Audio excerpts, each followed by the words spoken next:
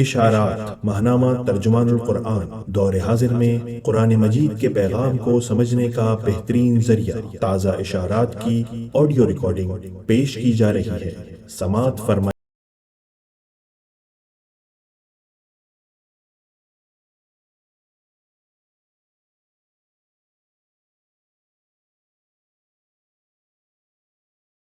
الرحمن الرحیم۔ اشارات۔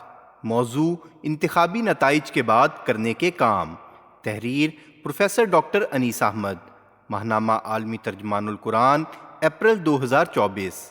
اس حقیقت سے انکار نہیں کیا جا سکتا کہ 8 فروری 2024 کو ہونے والے انتخابات میں ڈالے گئے ووٹوں کے شمار اور اعلان کردہ نتائج میں کوئی منطقی ربط نہیں پایا جاتا۔ اس حقیقت کا اظہار جماعت اسلامی کے سندھ کی صوبائی اسمبلی کے امیدوار کے عدل و دیانت پر مبنی بیان سے ہوتا ہے۔ انہوں نے سرکاری اعلان کردہ اپنی کامیابی کو یہ کہہ کر تسلیم کرنے سے انکار کر دیا کہ ان کے مخالف پی ٹی آئی کے نمائندے کو ڈالے گئے ووٹ ان کے حق میں پڑنے والے ووٹوں سے زیادہ تھے، لیکن سرکاری اعلان میں انہیں تحریف کر کے جیتنے والے کو ہارنے والا بنا دیا گیا۔ یہ اخلاقی جرأت ہمارے یقین میں اضافہ کرتی ہے کہ جماعت اسلامی جس قسم کا انسان اور معاشرہ پیدا کرنا چاہتی ہے اس میں حق گوئی، عدل اور بے غرضی کوٹ کوٹ کر بھری جاتی ہے۔ چنانچہ تحریک کا کارکن اپنے مفاد کو نظر انداز کرتے ہوئے حق کی حمایت کو اپنا فرض سمجھتا ہے۔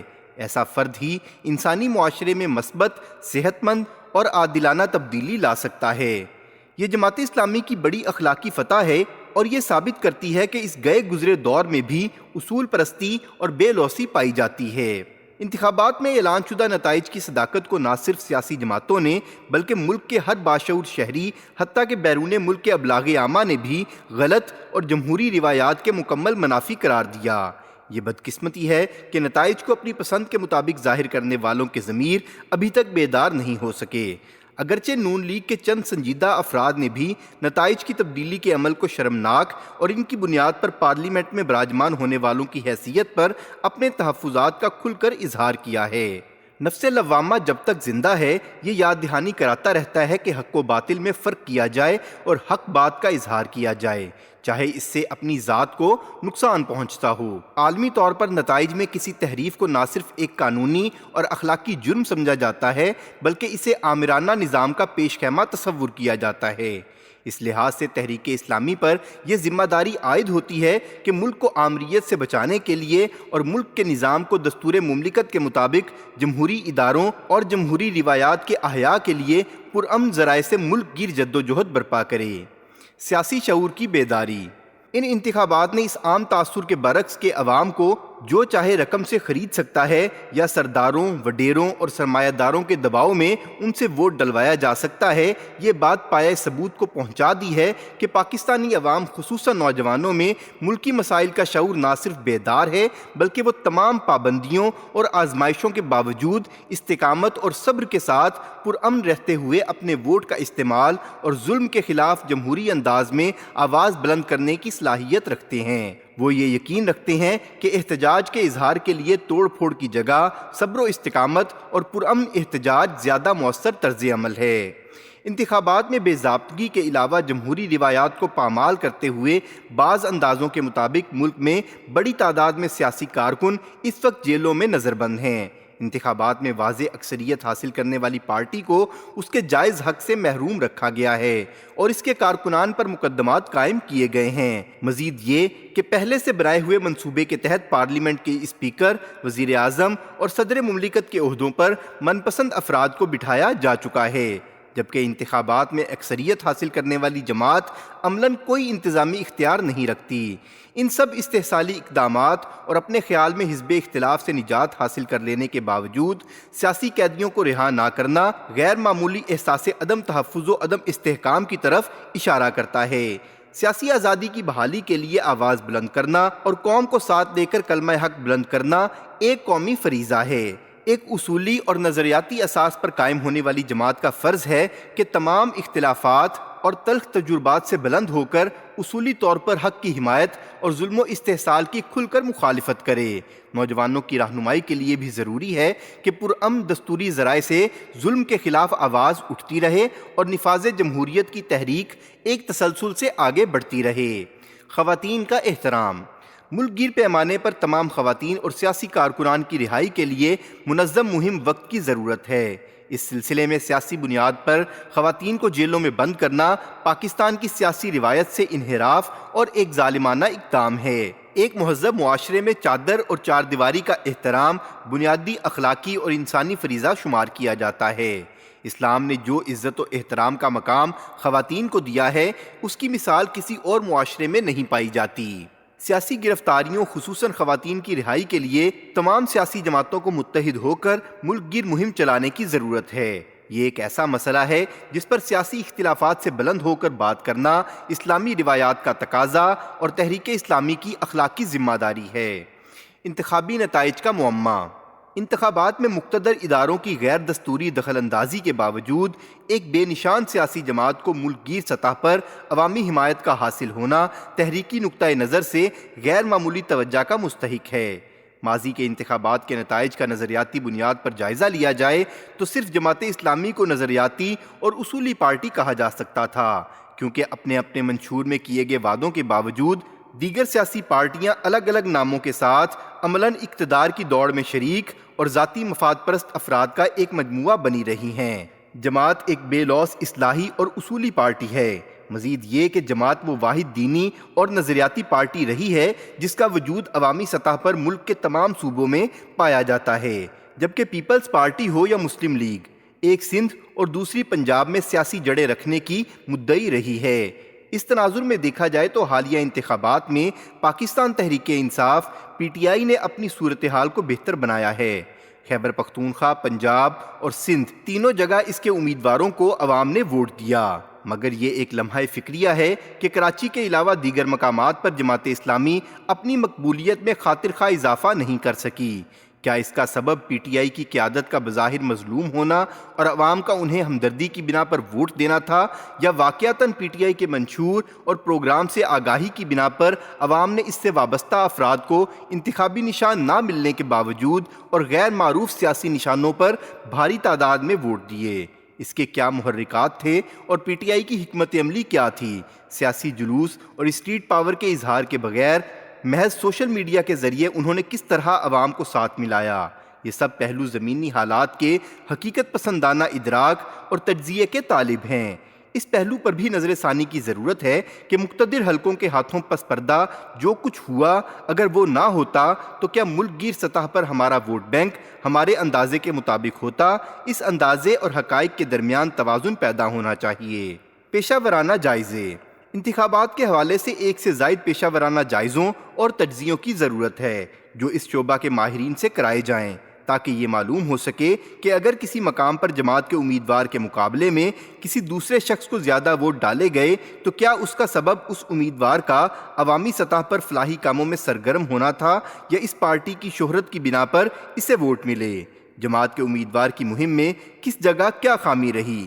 خود امیدوار کے حوالے سے یہ تجزیہ کرنے کی ضرورت ہے کہ امیدوار کی عمر، ظاہری وضاقتہ، علمی استعداد، محلے کی مسجد میں نماز با جماعت میں حاضری، اس کا پیشہ یا کسی مقامی معاشرتی و فلاحی سرگرمی میں بڑھ چڑھ کر حصہ لینا، کس چیز نے ووٹر کو متاثر کیا؟ کیا دو معروف جماعتوں سے عدم اطمینان اور تیسری بڑی پارٹی کے معطوب ہونے کی بنا پر ووٹر نے جماعت کے امیدوار کو ووٹ دینا چاہا تاکہ کم از کم ووٹ کا وزن ایک جگہ پڑے، یا اس نے جماعت اسلامی کی دعوت، امیدوار کی صلاحیت پر اعتماد کی بنا پر جماعت کے امیدوار کو پسند کیا؟ ووٹر کی پسند ناپسند کا اندازہ کرنا آئندہ کے لیے رہنمائی فراہم کرنے اور خود تحریکی دعوتی سرگرمی کے لیے بھی بنیادی مواد فراہم کر سکتا ہے۔ انتخابات سے حاصل ہونے والے اعداد و شمار کی تصدیق اور تجزیہ اس لیے بھی بہت ضروری ہے کہ جب تک دعوت کے مخاطب کی نفسیات، زندگی کے بارے میں تصور اور معاشرتی اور معاشی تصورات کا اندازہ نہ کیا جائے، دعوت کی حکمت عملی طے نہیں کی جا سکتی۔ کیا وجہ ہے کہ پورے پنجاب میں سے جنوبی پنجاب کے 2 حلقوں میں جماعت کے نمائندہ کو 11,000 سے زیادہ ووٹ ملے ہیں، جبکہ کراچی اور خیبر پختونخوا میں 30,000 سے زیادہ ووٹ جماعت کے نمائندے کو ملے ہیں؟ اس فرق کا گہری نظر اور زمینی حقائق کی روشنی میں بے لاگ تجزیہ کرنے کی ضرورت ہے۔ 25 کروڑ آبادی کے ملک میں ملک گیر سطح پر جماعت اسلامی کو 25 لاکھ ووٹ ملے ہیں، مگر یہ منتخب نمائندے کی شکل میں کیوں نہیں ڈھل سکے؟ دعوتی حکمت عملی۔ انتخابات میں حصہ لینا تحریک اسلامی کے مجموعی کام کا ایک لازمی جزو ہے جسے اقامت دین کی جامع اصطلاح سے بیان کیا جاتا ہے۔ تحریک کا اصل کام اللہ تعالیٰ کی رضا کے حصول کے لیے اس کے بندوں تک ان کے رب کا پیغام پہنچانا اور خاتم النبیین صلی اللہ علیہ وسلم کی سیرت پاک کی رہنمائی میں اپنے طرز عمل کے ذریعے دین کی تعلیمات کو متعارف کروانا ہے، اور تحریک اور اس کا ہر کارکن عند اللہ اس دعوتی فریضے کے لیے جواب دہ یا مسئول ہے۔ چونکہ انتخابات یہ موقع فراہم کرتے ہیں کہ عوام سے بڑے پیمانے پر رابطہ ہو، ان کی اخلاقی اور سیاسی تعلیم و تربیت کی جائے تاکہ وہ دیانتدار اور امانتدار افراد کو اپنا نمائندہ منتخب کریں۔ اس لیے سیاسی محاذ پر کام دعوتی کام کا ایک حصہ ہے۔ اسے محض ووٹ بینک بڑھانے کا ذریعہ سمجھنا سادہ لوحی ہے، لیکن اقامت دین کے دیگر امور جن میں تربیت و تزکیہ سیرت اور اجتماعیت اور نظم و ضبط کا پیدا کرنا شامل ہے، نظر انداز نہیں ہونے چاہیے۔ ہماری انتخابی مہم کا حاصل محض ووٹوں کی گنتی اور نشستوں کی تعداد نہیں ہونا چاہیے، بلکہ توسیع دعوت، تعمیر کردار، تطہیر افکار کرتے ہوئے سیاسی، معاشی، معاشرتی اور ثقافتی نظام کی اصلاح کی کوشش ہونا چاہیے تاکہ عام سیاسی جماعتوں اور تحریک کے مزاج اور مقصد کے فرق کو ایک عام ناظر بھی محسوس کر سکے۔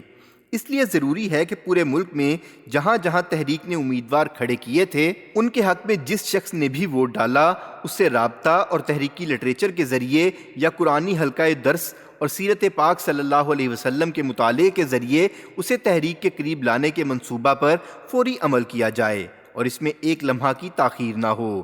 یہ دور اعداد و شمار، ڈیٹا جمع کر کے تجزیہ کرنے اور اس کی بنیاد پر قابل عمل منصوبہ بندی کرنے کا دور ہے۔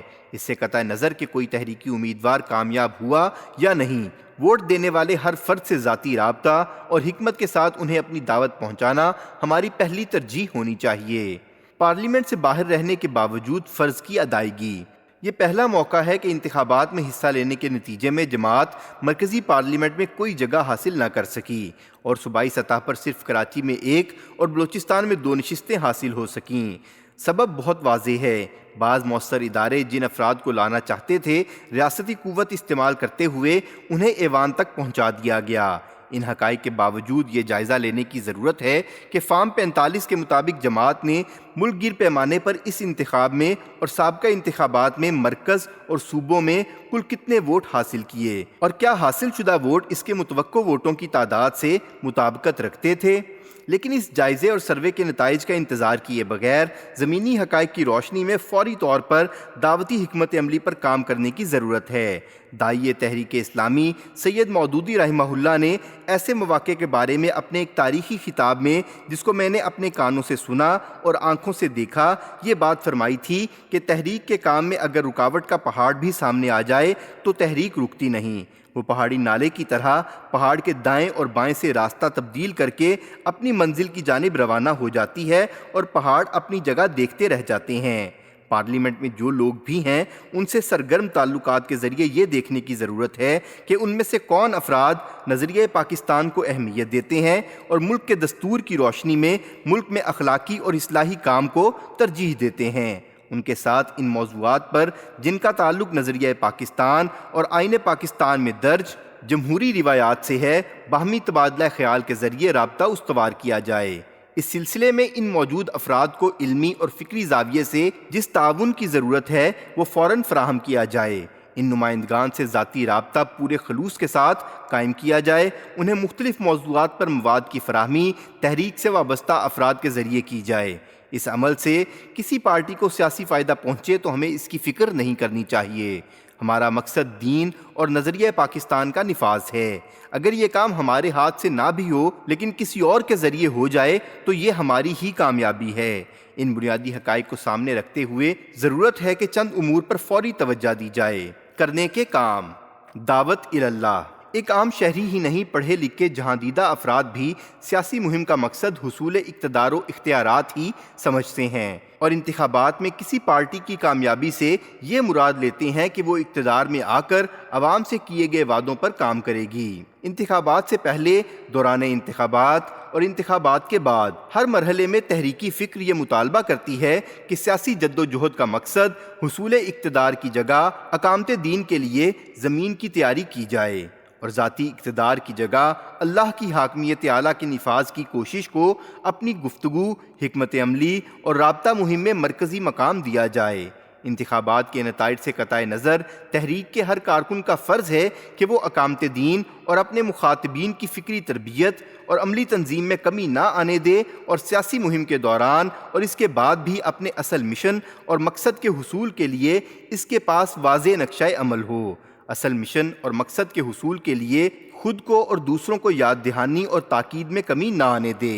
جگہ جگہ قرآنی حلقوں کا قیام اور سیرت پاک صلی اللہ علیہ وسلم کی روشنی میں تعمیر سیرت کی نشستوں اور تربیت گاہوں کا جتنا زیادہ اہتمام کیا جائے گا، اللہ کے کلام اور اللہ کے رسول صلی اللہ علیہ وسلم سے جتنی قربت ہوگی، دعوت کو اتنی ہی کامیابی ہوگی۔ سیاسی آزادیوں کا تحفظ۔ دستور ریاست پاکستان جن سیاسی آزادیوں کا تحفظ دیتا ہے، تحریک کو ان کے حصول کے لیے ملک گیر مہم برپا کرنی چاہیے تاکہ جن افراد کو جبراً لاپتہ کیا گیا ہے ان پر کھلی عدالت میں کارروائی ہو، اور جو سیاسی کارکن خصوصاً خواتین اس وقت بلا کسی اخلاقی جواز کے جیلوں میں ہیں، اور جن صحافیوں کو ان کی حق گوئی کی بنا پر قید کر دیا گیا ہے، ان کو رہا کرایا جائے اور ملک میں دستور میں دیے گئے جمہوری حقوق کو بحال کیا جا سکے۔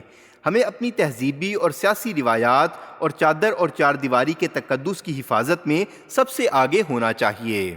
معاشرتی تباہی سے بچاؤ۔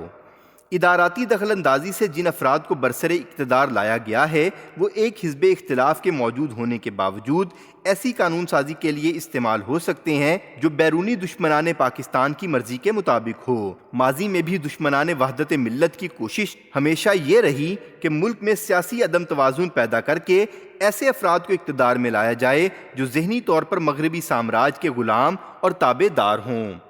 عدالت عظمیٰ پاکستان کے ایک حالیہ فیصلے سے براہ راست فائدہ قادیانیوں کو ہوا ہے، اور ایسے اہم فیصلے کا انتخابات سے 2 دن قبل آنا ایک معنی خیز اقدام کہا جا سکتا ہے۔ ایک عرصے سے بیرونی دشمن اس مہم میں لگے ہوئے ہیں کہ کسی طرح قادیانیوں کو، جن کا وجود تاج برطانیہ کا مرہون منت تھا اور جو مرزا غلام احمد کے تحریری بیانات کے مطابق برطانوی مفادات کے تحفظ کو اپنا مذہبی فریضہ سمجھتے تھے، مذہبی آزادی کے بہانے قادیانیت کی ترویج کے دروازے کو کھول دیا جائے۔ ایسے ہی ایک دوسرے فتنہ یعنی مخنث افراد سے ہمدردی کے نام پر جنسی تبدیلی اور اباحیت کے دروازے کو بھی کھول دیا جائے، تاکہ پاکستانی نوجوان ان 2 شیطانی وباؤں کا شکار ہو کر اپنی تعمیری اور اصلاحی صلاحیتوں سے محروم ہو جائیں۔ ان دونوں فتنوں میں ملک گیر پیمانہ پر عملی مجالس کا انعقاد، رائے عامہ کی ہمواری اور قانون ساز اداروں میں ہونے والی پس پردہ سرگرمیوں سے آگاہی قومی فلاح کے لیے بہت ضروری ہے۔ حزب اختلاف کا چوکنا رہنا اور تحریک کی جانب سے ان دونوں معاملات میں مددگار فکری و عملی اثاثہ، سپورٹنگ مٹیریل اور اخلاقی حمایت فراہم کرنا لازم ہے۔ ملکی اداروں کا دائرہ کار۔ ملک عزیز میں موجودہ سیاسی عدم استحکام اور فکری انتشار کا بنیادی سبب ملکی اداروں کا اپنے دائرہ کار کے حدود سے تجاوز کرتے ہوئے دوسرے شعبوں کو اپنے زیر تسلط لانے کا کھیل ہے، جو ملک کے دستور کی واضح خلاف ورزی ہے۔ ملکی سالمیت اور بقا کے لیے بہت ضروری ہے کہ ہر شعبہ دوسرے شعبے کے دائرہ کار کا احترام کرتے ہوئے تعاون تو کرے، لیکن اس کا استحصال نہ کرے۔ اس حقیقت واقعہ کے نتیجے میں گزشتہ 2 برس کے دوران میں جس تیزی سے عوام کا اعتماد مقتدر اداروں سے اٹھا ہے اور اداروں کی عزت ان کی اپنی غیر دانشمندی کی بنا پر برباد ہوئی ہے، اس کو دوبارہ استوار کرنے کے لیے غیر معمولی محنت، دیانت، امانت اور سچائی کی ضرورت ہے۔ جس معاشرے میں عدل اور قانون کا احترام ختم ہو جاتا ہے، وہاں انتشار اور خود غرضی رواج پا جاتی ہے اور اخلاقی زوال زندگی کے ہر شعبے میں سرایت کر جاتا ہے۔ انسانی تاریخ گواہ ہے کہ جن اقوام نے اخلاقی زوال کی روک تھام نہیں کی، انہیں کوئی طاقت صفحہ ہستی سے مٹنے سے نہیں روک سکی۔ امت مسلمہ کی پہچان اس کا وہ اخلاقی طرز عمل ہے جسے قرآن کریم نے امر بالمعروف اور عمل صالح کے الفاظ سے واضح کیا ہے۔ اس کے مقابلے میں اگر معروف کی جگہ منکر اور ظلم و جبر کو اختیار کیا جائے تو اس مدت مہلت کے گزرنے پر جس کا علم صرف اللہ کو ہے، وہ قوم اپنا وجود اور جواز کھو بیٹھتی ہے۔ قومی سطح پر معروف کا قیام اور منکر کا مٹانا قرآن کریم کی روح سے امت مسلمہ اور تحریک اسلامی کا فرض منصبی ہے۔ اس فرض کی ادائیگی کی طرف فوری توجہ کی ضرورت ہے۔ ملکی وقار اور خود مختاری، سیاسی عدم استحکام، اداروں کے دائرہ کار کے اختلاط اور معاشی اضمحلال کا ایک بڑا سبب برسر اقتدار آنے والوں کی وہ غلامانہ ذہنیت ہے جو اپنے ذاتی مادی مفاد کو قومی وقار پر فوقیت دیتی ہے۔ یہ ٹولہ بیرون ملک ہر اس ملک کے فرما روا کے سامنے کاسائی گدائی اٹھانے میں کوئی آر محسوس نہیں کرتا جہاں سے قرض ملنے کی توقع ہو۔ ایسے مالی قرضے کو یہ اپنا کارنامہ دکھانے کے ساتھ اس قرض کی رقم کو کسی دوسرے قرض کی ادائیگی میں استعمال کر لیتا ہے اور اسے اپنی فنی مہارت کہہ کر اپنے آپ کو خوش کرتا ہے۔ ظاہر ہے کہ یہ پالیسی معیشت کو قطعاً بہتر نہیں بنا سکتی۔ عالمی مالی اداروں سے مزید قرض یا سود کی ادائیگی کے بارے میں مہلت کی مہنگی بھیک کی جگہ ان اداروں سے مکمل گلو خلاصی کی ضرورت ہے۔ تحریک کو چاہیے کہ ماہرین کی مدد سے قوم کے سامنے اس مرض کا علاج تجویز کرے تاکہ ملک میں معاشی ترقی اور اپنی ذات پر اعتماد پیدا ہو سکے۔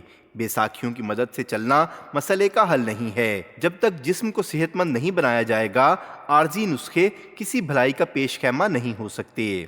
بیرون ملک پاکستانیوں کے حقوق، برسر اقتدار طبقہ نے یہ جاننے کی بنا پر کہ بیرون ملک پاکستانیوں کی بڑی تعداد نون لیگ اور پیپلز پارٹی کی سیاست سے بیزار ہے، ان کے دستوری حق کو ان سے چھین کر انہیں ووٹ دینے سے محروم کیا۔ یہ قومی سطح کی بددیانتی ہے اور تحریک اسلامی کی ذمہ داری ہے کہ وہ ان کے حق کے لیے قوم کو اعتماد میں لے اور دستوری ذرائع سے یہ بات تسلیم کرائے کہ وہ برقی ذرائع سے اپنے ووٹ دے سکیں۔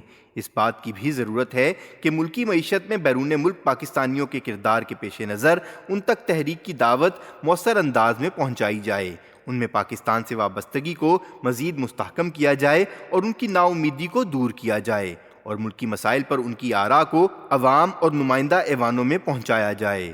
اس غرض سے بیرون ملک پاکستانیوں کی قائم کردہ تنظیمات سے رابطہ اور ان کی مثبت رہنمائی بے حد ضروری ہے۔ وہ پاکستان کا اثاثہ ہیں اور ملک سے دور ہونے کے سبب ملک کے بارے میں یہاں بسنے والوں سے زیادہ ملک کے تحفظ و ترقی کے لیے بے چین رہتے ہیں۔ ان میں دعوت دین کا فروغ ان کی پاکستانیت کو زیادہ مستحکم اور فعال بنانے میں مددگار ثابت ہوگا۔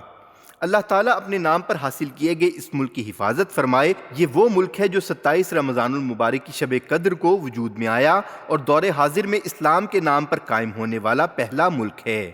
اللہ تعالیٰ اسے مستحکم اور قوی تر بنائے اور ہماری کوتاہیوں سے درگزر کرے اور ہمیں پاکستان میں اللہ کی حاکمیت قائم کرنے کی توفیق